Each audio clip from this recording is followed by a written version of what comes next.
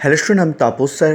আজকে এই ভিডিওতে তোমাদের দ্বাদশ শ্রেণীর রাষ্ট্রবিজ্ঞানের থার্ড সেমিস্টারে যে দ্বিতীয় অধ্যায় আছে আন্তর্জাতিক সংগঠন ও প্রতিষ্ঠান সমূহ, তো সেই অধ্যায়ের একদম সবথেকে প্রবল যে প্রশ্নগুলি, গুরুত্বপূর্ণ যে প্রশ্নগুলি, বিশাল বিশাল ইম্পর্টেন্ট, তো সেই প্রশ্নগুলো এই পার্ট ওয়ানে কিন্তু আলোচনা করবো। যা আগের প্রথম অধ্যায়ের পার্ট ওয়ান পার্ট টু দেখোনি, তোমরা কিন্তু একটা প্লেলিস্ট মনে করে দেওয়া আছে থার্ড সেমিস্টার রাষ্ট্রবিজ্ঞানের ক্লাস 12-এর, তোমরা কিন্তু পারলে দেখে নিও। যারা এখনও চ্যানেলটিকে সাবস্ক্রাইব করনি, অবশ্যই চ্যানেলটিকে সাবস্ক্রাইব করে রেখো এরকম ভিডিও সবার আগে পাওয়ার জন্য। তো দেখো, তোমাদের প্রথম প্রশ্ন, সম্মিলিত জাতিপুঞ্জ কবে প্রতিষ্ঠিত হয়?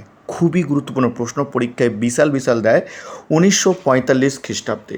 আটলান্টিক সনদ কবে স্বাক্ষরিত হয়? 1941 খ্রিস্টাব্দে 14ই আগস্ট। সম্মিলিত জাতিপুঞ্জের পূর্বসূরি প্রতিষ্ঠানটির নাম কি? জাতিসংঘ। সম্মিলিত জাতিপুঞ্জের সনদে ধারার সংখ্যা কয়টি? 111টি। জাতিপুঞ্জের সনদ কোন সম্মেলনে গৃহীত হয়েছে? সান ফ্রান্সিসকোতে। পরের প্রশ্ন, সম্মিলিত জাতিপুঞ্জ এবং সাধারণ সভার বর্তমান সদস্য সংখ্যা কত? এটিও কিন্তু খুবই গুরুত্বপূর্ণ প্রশ্ন, 193টি। নেক্সট, সম্মিলিত জাতিপুঞ্জে অর্ধ আইনসভা বলা হয় কাকে? সাধারণ সভাকে। জাতিপুঞ্জের সদস্য হওয়া প্রতিটি রাষ্ট্রের পক্ষে আবশ্যিক না আবশ্যিক নয়? উত্তর হচ্ছে আবশ্যিক নয়। কেমন? তারপর, নিরাপত্তা পরিষদের ভিটো ক্ষমতা প্রয়োগ করতে পারে কারা? না, এই নিরাপত্তা পরিষদের যারা স্থায়ী সদস্য তারাই কিন্তু এই ভিটো ক্ষমতা প্রয়োগ করতে পারে। এটিও কিন্তু খুব পরীক্ষায় ইম্পর্টেন্ট প্রশ্ন। সাধারণ সভাকে কূটনীতিবিদদের সম্মেলন কে বলেছেন? সুম্যান। নেক্সট, বিশাল ইম্পর্টেন্ট, পরীক্ষায় খুব দেয়, নিরাপত্তা পরিষদের মোট সদস্য সংখ্যা কত? দেখো, মোট হচ্ছে 15 জন বা 15টি সদস্য সংখ্যা। মনে রাখতে হবে, স্থায়ী সদস্য হচ্ছে 5টি রাষ্ট্র এবং অস্থায়ী সদস্য হচ্ছে 10টি সদস্য রাষ্ট্র। কেমন? অনেক সময় আসে নিরাপত্তা পরিষদের মোট স্থায়ী সদস্য সংখ্যা কত? 5। অস্থায়ী কজন? 10। এরমভাবে তোমরা কিন্তু পড়বে। নেক্সট, পরের প্রশ্ন, নিরাপত্তা পরিষদে অস্থায়ী সদস্যদের কার্যকালের মেয়াদ ক বছর? 2 বছর। সম্মিলিত জাতিপুঞ্জের প্রথম মহাসচিব ছিলেন কে? ভেরি ভেরি ইম্পর্টেন্ট প্রশ্ন, পরীক্ষায় খুব দিয়ে থাকে, ট্রিকভি লি। পরের প্রশ্ন, সম্মিলিত জাতিপুঞ্জ যখন যাত্রা শুরু করে তখন তার সদস্য সংখ্যা কত ছিল? উত্তর হবে 50।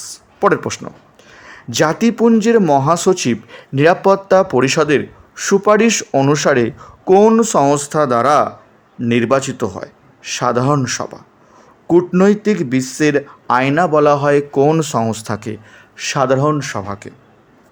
বিশ্বের প্রথম আন্তর্জাতিক সংগঠন কোনটি? জাতিসংঘ। এটিও কিন্তু ইম্পর্টেন্ট প্রশ্ন। নেক্সট, পরের প্রশ্ন, খুব দেয় পরীক্ষায়, সম্মিলিত জাতিপুঞ্জ দিবস পালিত হয় কোন দিনটি? 24শে অক্টোবর। ইউএনের সদস্য নয় এমন একটি রাষ্ট্রের নাম বলো। Vatican city. ইউনাইটেড নেশন শব্দটি প্রথম ব্যবহার করেন কে? রুজভেল্ট। কেমন? তারপর, সম্মিলিত জাতিপুঞ্জের অঙ্গের সংখ্যা কত? 6টি। তারপর, স্টারমার্ক প্রশ্ন, জাতিপুঞ্জের অর্থনৈতিক ও সামাজিক পরিষদের সদস্য সংখ্যা কত? 54। আন্তর্জাতিক বিচারালয়ে সদর দপ্তরটি কোথায় অবস্থিত? নেদারল্যান্ডের হেগ শহরে এই আন্তর্জাতিক বিচারালয়ে সদর দপ্তরটি কিন্তু অবস্থিত। পরের প্রশ্ন, আন্তর্জাতিক বিচারালয়ে বিচারপতির সংখ্যা কত? এদের কার্যকালের মেয়াদ কত বছর? খুবই ইম্পর্টেন্ট, পরীক্ষায় খুব দিয়ে থাকে। বিচারপতিদের সংখ্যা হচ্ছে 15 এবং এদের কার্যকালের মেয়াদ হচ্ছে 9 বছর। খুবই গুরুত্বপূর্ণ প্রশ্ন, ভেরি ভেরি ইম্পর্টেন্ট প্রশ্ন, পরীক্ষা কিন্তু খুব দিয়ে থাকে। তোমরা কিন্তু ভালো করে প্রশ্নটি, আর যারা এখনও চ্যানেলটিকে সাবস্ক্রাইব করনি অবশ্যই চ্যানেলটিকে সাবস্ক্রাইব করে রেখো এরকম ভিডিও সবাইকে পাওয়ার জন্য। তারপরে পরের প্রশ্ন, আন্তর্জাতিক শ্রম সংস্থার সদর কার্যালয় কোথায় অবস্থিত? প্যারিসে। আন্তর্জাতিক অর্থভাণ্ডারের সদর কার্যালয় কোথায় অবস্থিত? ওয়াশিংটনে। পরের প্রশ্ন, বিশ্বের সর্ববৃহৎ নাগরিক সভা কোনটি? সাধারণ সভা।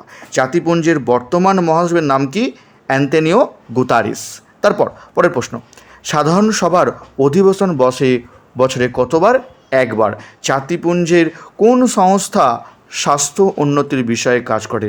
WHO। লাস্ট প্রশ্ন, প্রতিটি সদস্য রাষ্ট্র সাধারণ সভায় অনধিক কতজন প্রতিনিধি প্রেরণ করতে পারে? 5 জন। তো এই ছিল তোমাদের রাষ্ট্রবিজ্ঞানের দ্বাদশ শ্রেণীর থার্ড সেমিস্টারের দ্বিতীয় অধ্যায়ের পার্ট 1-এর একদম যেগুলো প্রবল ইম্পর্টেন্ট সেই প্রশ্নগুলো আলোচনা করলাম। আর খুব তাড়াতাড়ি তোমার জন্য পার্ট 2 দ্বিতীয় অধ্যায়ে চলে আসবো। যে এখনও চ্যানেলটিকে সাবস্ক্রাইব করনি অবশ্যই চ্যানেলটিকে সাবস্ক্রাইব করে রেখো এরকম ভিডিও সবার আগে পাওয়ার জন্য।